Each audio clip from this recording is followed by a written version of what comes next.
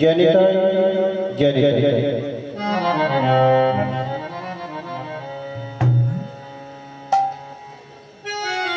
মুকুম করতে বাচল পঙ্গুম লঙ্ঘয়তে গৃহে যদ্যপি তমহম বন্দে পরমানন্দ মাধব সেই পরম মাধবের যদি কৃপা হয় তাহলে যিনি বোবা তিনি কথা বলতে পারেন। সেই পরম মাধবের যদি কৃপা হয় তাহলে যিনি ঘোড়া তিনি পাহাড় পার হতে পারেন। সেই পরম মাধবের যদি কৃপা হয় তাহলে যিনি অধম তিনি উত্তম হইতে পারেন। কিন্তু আমি তো অধমেরই অধম, কৃমিকীটের অধম। নেই আমার ভাষার জ্ঞান, নেই আমার শরীর জ্ঞান, নেই আমার কিছু। তবে শাস্ত্রে প্রমাণ আছে, ভগবান নিজেই বললেন আমার হতে আমার নাম বড়, নাম হইতে আমার ভক্ত অনেক বড়, আর ভক্ত হইতে ভক্তির চরণ ধুলি আরো।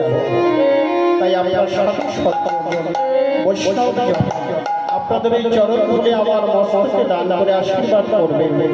আমি যেন এই গৌর গুণাগুণ কৃষ্ণ লীলাগুণ আস্বাদন করতে পারি এবং আপনাদের আস্বাদন করাতে পারি।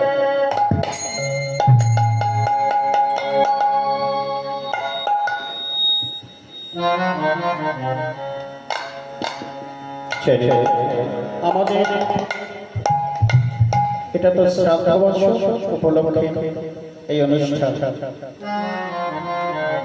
তো সেই উপলক্ষে আমাদের আজকে বিষয়বস্তু হয়েছে মাধব লীলা।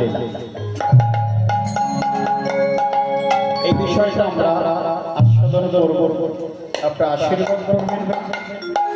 আমি যেন পরিবেশন করতে পারি, কারণ ভক্তের কৃপা না হলে এই সম্ভব নয়। এ খুব কঠিন বিষয়, কীর্তন খুব কঠিন বিষয়। এগুলো ভক্তের কৃপা না হলে কোনোদিন সম্ভব হয়।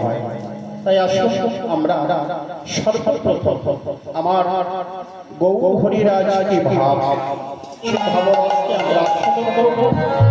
তারপরে আমরা ব্রজলীলায় প্রবেশ করব। আমরা সেই অপরাজিত মাধব লীলার আস্বাদন করব।